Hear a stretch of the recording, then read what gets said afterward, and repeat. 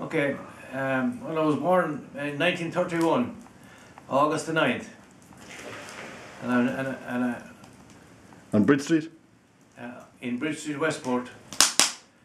Bridge Street in those days was different, a hell of a lot different from what it is now. I have memories of my mother and my father. In 1948, I had to come back from Blackrock College in Dublin because my father had got ill, and it was the start of 4 or 5 years until he died in 1952. So at least I knew a bit about the business when he passed away. Stephen, what was it like to live in Westport when you were young, up to? Well, I do the best I can with you now. There.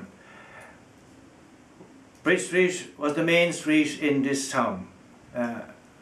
Most of the businesses were located on Bridge Street.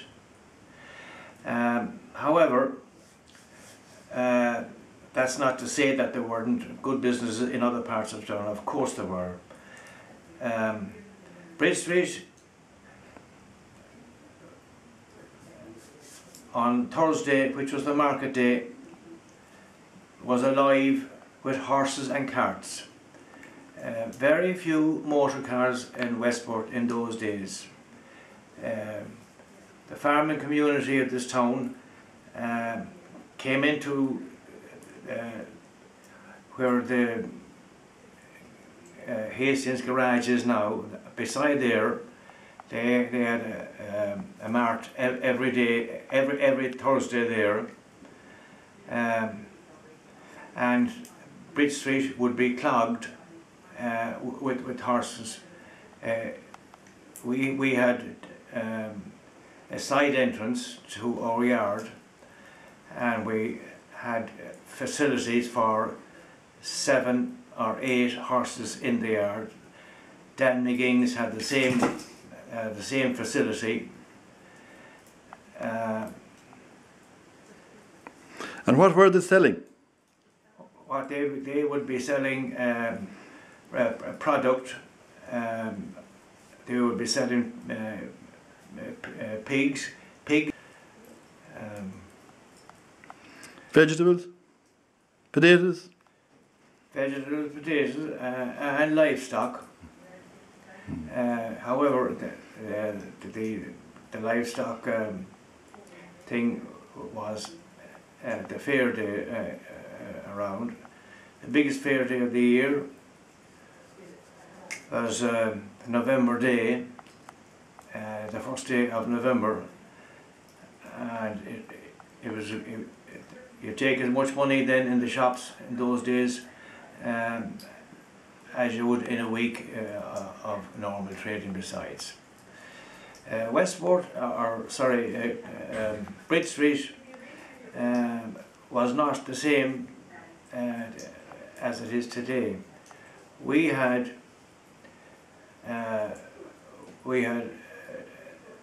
a street that was very bumpy, full of potholes, more at the bottom of Bridge Street than at the upside. There was no such thing as tarmac or any of those nice coverings for roads in those days.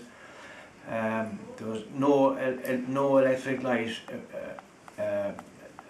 on the streets.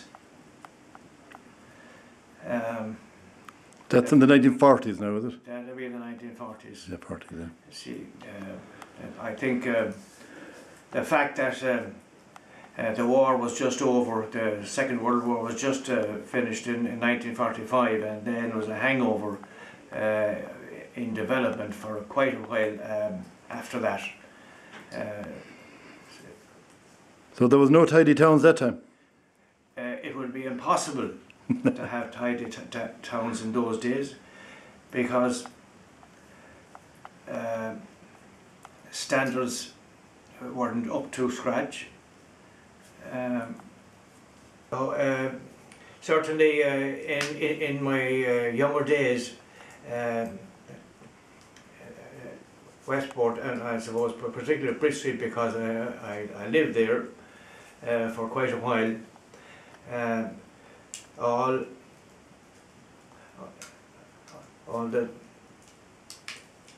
the shops were all small and dingy.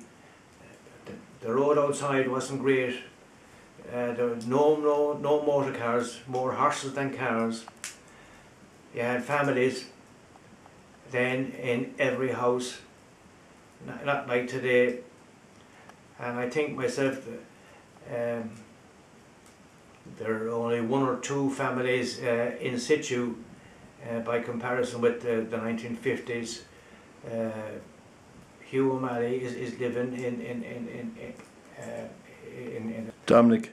Dominic Morden. They would be, I think anyhow, they would be the only two families or people in the same property since the 1950s. Stage at the top of Bridge Street. There was a man there every Friday. The man was Hoban Riley was his name, and his function was selling fish. I can remember him shouting out,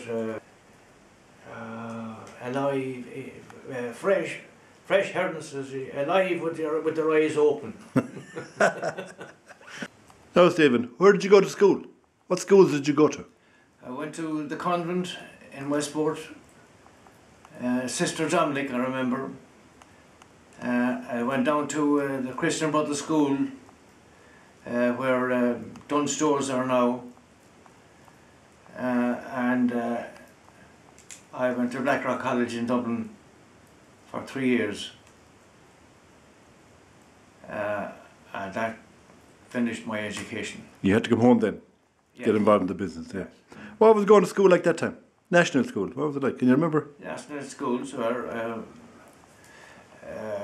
You would have a class of approximately between 30 and 40 people.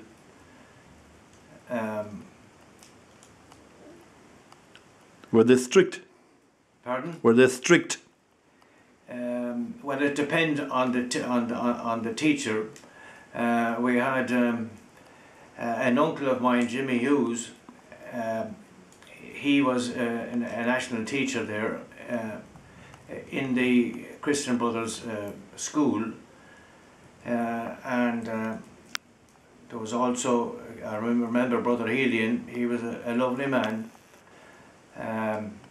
very interested in the students.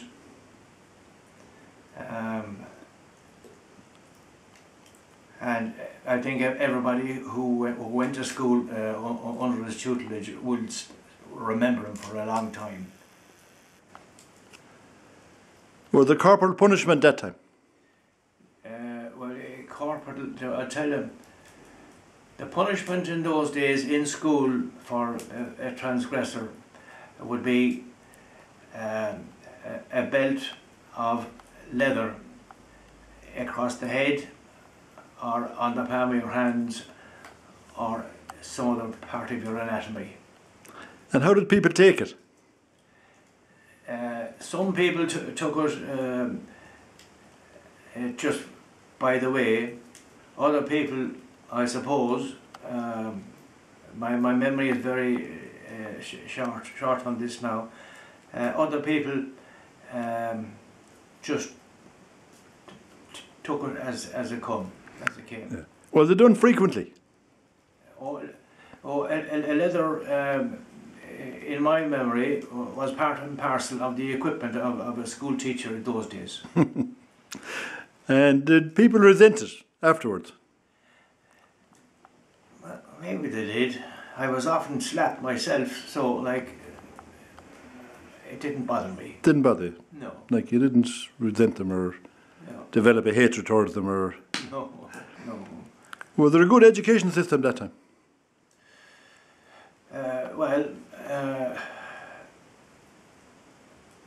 Morris Malloy and myself went to Blackrock the same time, and we were floated in third year, as it was known, and we were in the upper. The two of us were in the upper class of your school. Did many go to secondary school that time from national school? Did many go on to secondary school? Well, I think so. Yeah, I think they did. There was a break. There was a break between the national school and upstairs, as it was known, for a while.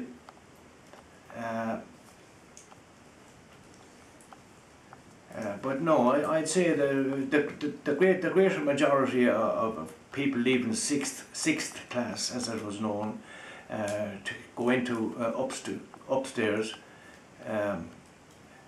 I'd say the numbers would be very closely related. Mm. Most of them went upstairs? Yes, well, most of them did. Most of them did, okay. How did you spend your spare time as a child? Or a youngster? In the town? What was there to do if you weren't involved in some kind of sport? All your options were, maybe to study, or. Did you have a cinema? Oh, the facilities. Yes, we did have a cinema at the time. In fact, there were two cinemas for a while. Where were they? The one on the Octagon, and one on James Street. The one on James Street was owned by the Hobans from the Octagon, and it was the town council that had the cinema on the Octagon. Was that in the town hall? No. That was the town hall. Yes. The town hall at the time. Yeah. Did you have dances? Did you go dancing? Dancing, yes. I can remember dancing in the town hall, but not too satisfactory. There was a dance hall on James Street. It was the one that the Hobans turned into a cinema, and the soccer club had a dance hall down beside their pitch, which was the best dance hall in town. That was in Harkins Hill, was it? There in the paddock. The paddock, yeah. In the paddock, yeah. Did you do anything else? How did you, you had no computers or television at night, or? No computer, no television, wireless maybe, and maybe you do your lessons. Mm. Were you hanging about much? Did you have a little gang or anything like that, no? No, but in those days, well, you would have gangs, sorry, you would have gangs. I have a memory across the road here from my house, where you see all those houses. So there were no houses there. There was just a broken down property, and it was a dump for everything. And I can remember a stone fight between a crowd of fellows from the Bridge Street area, and I also can remember in that fight we firing stones at one another. I remember Tony O'Grady put his head up to see who he could fire at, and he got a stone, and he got hit with a stone in the head, and of course that stopped all the stone fighting, and we had to bring him down to his own house. He wasn't fit to go home. Yeah. On Sunday, of course, like it is today, everybody kind of relaxed a bit. But I have a great memory of my Uncle Charlie in Lankill, where my mother was born. Himself, my Uncle Charlie Hughes, Tom McLaughlin,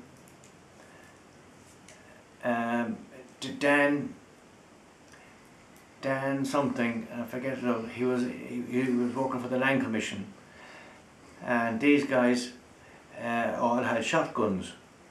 And Sunday was shotgun day, out shooting rabbits and birds.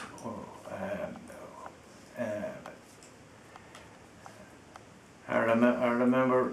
Where would you go to?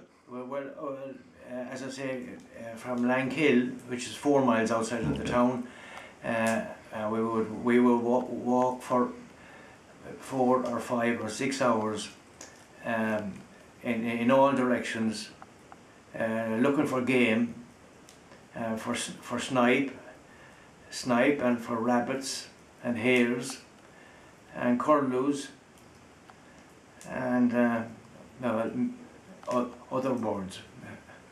Okay.